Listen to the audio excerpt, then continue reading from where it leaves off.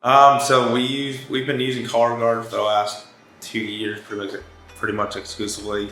Um, we had some customers asking us about some ceiling options for their decks. Talking to Scott and doing some research, they make a product called UpSide, which is an under deck ceiling, which is an all-in-one product.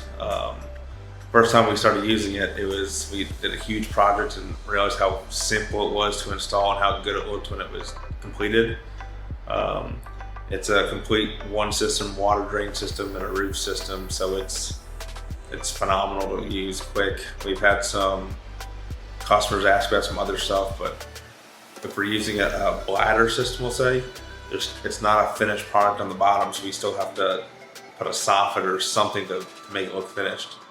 Um, One good thing we like about the underdeck ceiling is that it comes in different sizes, different lengths, so we don't have to waste a lot of material for certain projects. The instructions are pretty simple to put together. There's a lot of technical help if we ran into any issues. Um, the, One of the projects we were working on had some mid-span blocking.